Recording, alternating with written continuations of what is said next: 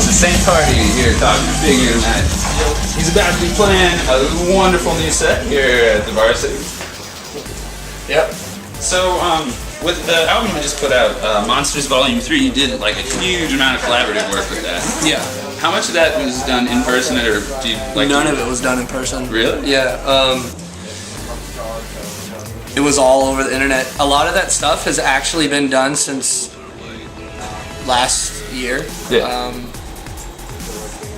A lot of it was done a month after the second Monsters came out. Oh, really? Yeah, like not fully done where I never went back and looked at it again, but I was playing versions of them for a long time, and I just started looking at everything last minute.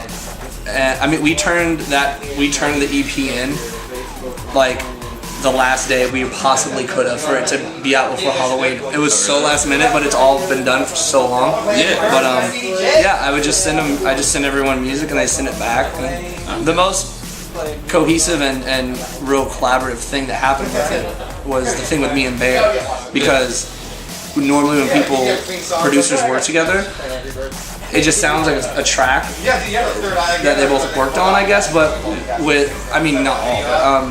Just to mention, I absolutely love the track. Oh, thanks. Jack the Ripper? Yeah. But it's crazy because it literally sounds like we both had our hands on the keyboards at the same time and did everything. Which one of you decided to bring in like the actual like straight metal kind of guitar riff that you have in the middle there? Yeah, that was Sean. That was Barry. Yeah. Okay. I had the idea down.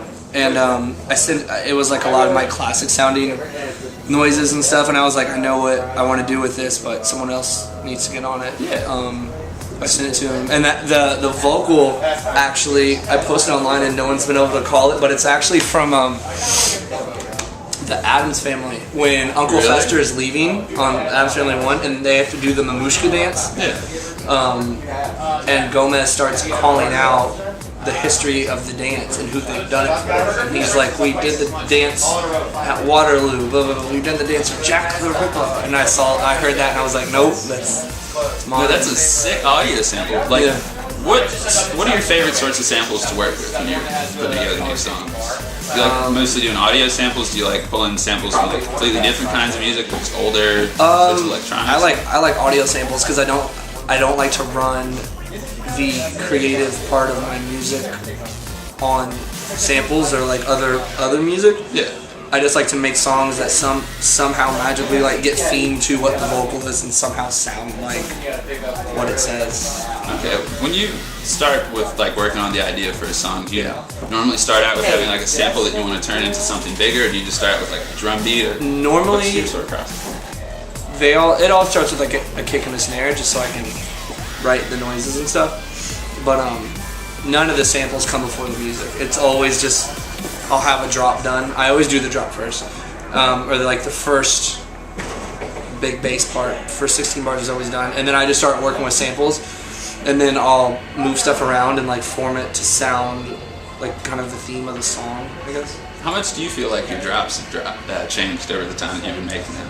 Like, do you remember the first time you ever really nailed just making a bass drop and you played it for yourself? Yeah, well, I feel like everyone has changed because there's just this format that it's not just the kids want it, but it works better in every way, it seems, unless you're going back a bit with dubstep. It almost seems like having a long, drawn-out noise between your first kick and your snare, right around there, just like a wah, and then shit happens. That formula has changed everyone's drops, really. If you have like a long thing between that, and then it goes all crazy, and then it goes back to that long, like Sonny did it first, like not first, but like with the long, like growly things, and then once the snare hits, it goes real crazy, and then it goes back to the long, drawn out. But that format has changed a lot, the way a lot of people do. So this is the first one of these 3 releases in a row where you haven't included drumstep in the name. Do you still think of it as being drumstep? Or have you moved on? When I first called it that, it was because there wasn't a lot of what I would call drumstep out. There was a lot of halftime and drum and bass, and that's been around for so long. But there's a difference in halftime drum and bass and what people call like fast dubstep. That's what drumstep is. I just don't like to use the name that much anymore. I don't hate it. I just don't want to pigeonhole it. because dubstep's already pigeonholed as is, and then now drumstep is like this like bastard child of two genres that don't seem to get along that much sometimes. So I don't know. I just thought it'd be better to not use it anymore. If I could go back and magically like delete the word drumstep off the other ones, I would. You know, but it's, you know, live and learn, and I'm not worried about it. But yeah, I just rather people consider it like my music, not like if it's the guy that makes that drumstick stuff. That's all he does. Yeah. So where do you hope to go after this release? You said you had like finished most of the songs for this one way back right when you finished Monsters Volume 2. Yeah, I mean, I don't have any more Monster stuff done, but I have tons of new music, like where I could consider wrapping it up and making an album, or if I decided I didn't want to do an album, then I could have a new EP like tomorrow. I have so much new music done, but I want to be smart about it and put it out right and do everything. But just more like collabs with people that aren't in electronic music that much, like more like real hip hop artists and stuff. I just have a lot of stuff working with like people like underground hip hop people. Is there anyone in particular you really like to work with? The person I've done the most work with lately is Del from Homosapien. Really? You've been working with Del? It's fucking crazy to me to even like know the guy now. Yeah, I was actually just wondering the other day what he's up to these days, because Gorillaz haven't put out anything with him for a while now. Yeah. They just finished the new Deltron 3030 thing a couple months ago too. Oh, did they? They've been touring for it too, yeah. Oh, okay. But yeah, he's really into electronic music. Like, I didn't know, and then how'd you end up meeting him? I'll try to make it the shortest story possible. That's the stuff I grew up on. But I made a bootleg of a Deltron 3030 song, and I tweeted, "Yo, I'm gonna be in California."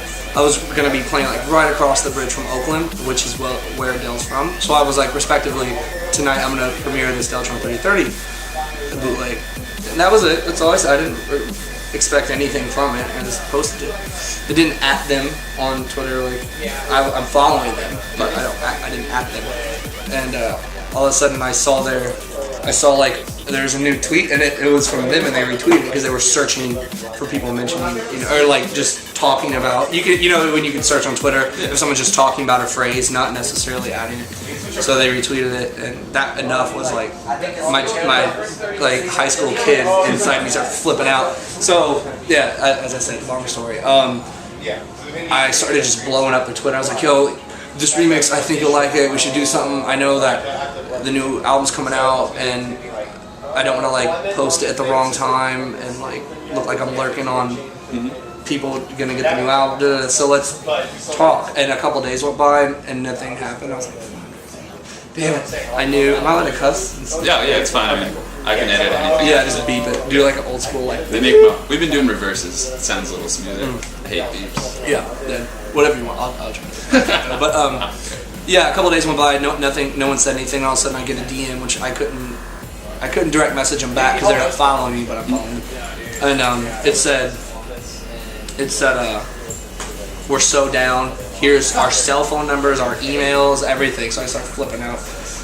Got in contact with their manager, got in contact with Del, got in contact with Dan, the automator, the guy that makes all the beats. He sent me the proper acapella with no like exact plans of what's going to happen with it. He was like, here you go. Because he could tell Del was down. I guess Del like knew some of my music beforehand or something. Yeah. But his manager saw a lot of my sets all through this past festival season. So he was like, you should get with this guy, because supposedly all those guys really want to get, like, they just don't know. It's a hard culture to break into and make sure you like mess with the right people, you know. So he was like, this is the dude, like, because a lot of people like to be secretive about their stuff. But do you think there's going to be a lot more crossover between hip hop and electronic music in the next few years? Yeah, I definitely think so. What got you into using Serato instead of any other program that you could use to perform? I got Serato like 5 days after it was available where I could get it. Like when it first came out, because I was still doing like turntablism and stuff like that, and I had so many songs, and it never even came from my head, like, what if I could play any song, any noise. The only reason I bought Serato in the first place was because I was taking like instrument noises and stuff and using a guitar loop pedal with a bunch of effects, and I would scratch like a drum beat and then loop it and then take an instrument on another record and do it, and I would be like creating beats live and then scratch over them and then do all this. I mean, it was a long time ago. So I was like, oh, if I get Serato, I can make my own noises and synth noises. I didn't even know how to make synth noises, and I was on Sony Acid like 3 or 4 with the MPC. I didn't know anything. And then once years went by, and then my friends with electronic music, we all like shared a laptop at one point, and Serato was on it. And so I loaded up and I like mixed some dance music together, and it was, for lack of a better term, very easy compared to how hard like the turntables stuff was. Yeah. Because it's hard to do that turntable shit, and half the time it sounds horrible. So like dance-wise, floor-wise, I don't know. So I was like having fun and like just bouncing around DJing the shit. I was like, oh, this is awesome. So they showed me more, and then they showed me like Prodigy and stuff like that. Because originally when I was here, I didn't like. Yeah. Like I didn't like their liquid drum and bass and stuff that they were playing. I wasn't feeling it. So I just like shoved off dance music for good. That's what I thought. But then I heard like Chemical Brothers and Prodigy and people like that. I was like, oh my god, they're sampling just like I sample. Or like, you know, they're sampling the same types of records, but it's crazier. And this is awesome. So then I started playing that stuff with Serato, and then I was just like stuck. And then I saw other things come in the culture and try to make it easier. And I was like, this is as easy as it needs to be. It's 2 turntables, and I don't have anything against any other program, whatever. But I was like, this is as easy as it needs to be. You got turntables, you can play on your laptop. Do you still ever use analog vinyl anymore? Or I mean, I still buy some. Like, if I have a day off in a city, a lot of the times, like, before I go shopping or some shit, I want to go to the record store. Yeah. But I'm picky now, because I'll look at it and I'm like, am I going to really listen to this? Am I going to get use out of it? I have to fly home with this. There's only so much I can fit in my backpack. I don't want to ship boxes of records home. But I mean, at one point I had like 15,000 records and I sold them all. So I'm scared to get back into it because then I was broke and I was spending all my money. I was spending my food money on records. And now that I can just go on eBay and like buy lots, like collections of records, it just scares the shit out of me. So I'm trying not to like get back into it. You don't want to end up with a whole warehouse full of vinyl. Yeah, because now it's accessible. Yeah. Like it's not that expensive, but now that it's accessible, it's on the tip. Have you ever been interested in releasing your music on vinyl? Yeah, I made one. I did one. It was for the second Monsters release, but it wasn't the second Monsters. It was a lot of it was the stuff on the first Monsters. Yeah. And then like the VIP edits, because they're more for DJs and stuff like that. And then we're talking about doing something physical now again, because there's so many Monsters now. Because there was like 15 or something on the last release, and then they have all the other Monsters. And then I've never put out the instrumental versions of all the Monsters. So there's like 40 different versions, and then there's VIP tracks no one's heard that I'll barely play. I don't know if I even do you give them to anyone? No, I mean maybe Sam from the Kilobits has some, but that's it. Like, because he's my guy. Like we play together every weekend almost. But so we're either gonna do maybe a new vinyl. We're definitely gonna do CD, like a CD set, like a box set. Yeah. Like the best of or something like that. Okay. What originally inspired you to do Monsters as the theme? Were you just really big into Halloween? Yeah, I've always been big into Halloween. Like, I'm not such a horror head that's all I think about, and, you know, I only watch scary movies and shit, but I love it. I love horror movies as much as I love, like, comic books and video games. I grew up with that type of stuff.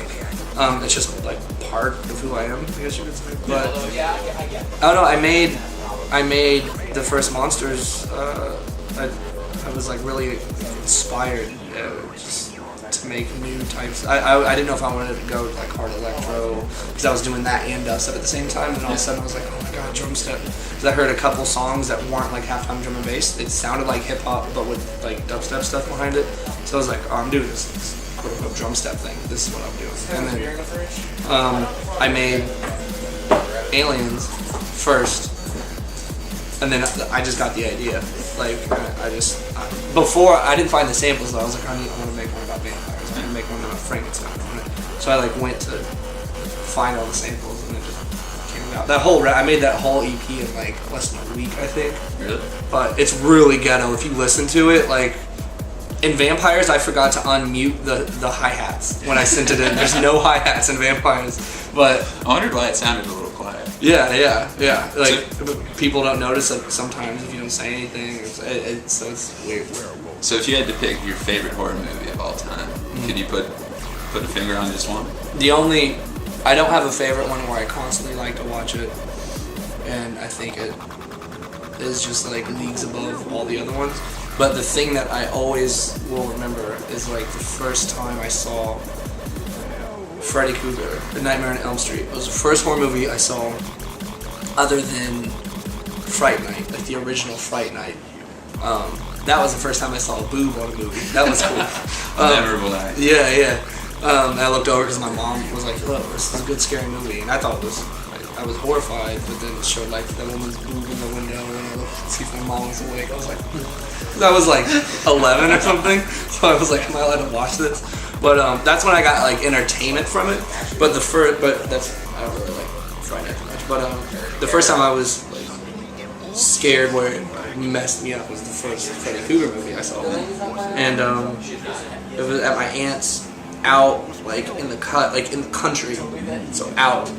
It's already scary, and two of my older cousins were staying there with me. Like we were doing a sleepover in the basement. So a concrete basement with all these little rooms everywhere and everything. So I was like horrified, going to sleep, and then they sneak out of bed, and then like they're scaring me all night. I go up the stairs to go to the bathroom, and they're up. They don't go to bed when I went up. And they grab my foot through the stairs because it's one of those open back stairs where you can go under them. Grab my foot and I start screaming because I think Freddy Krueger's down there because I'm so young. I don't remember exactly everything they did, but I remember like the next morning I could tell something changed. I was so interested in it, but I didn't sleep good.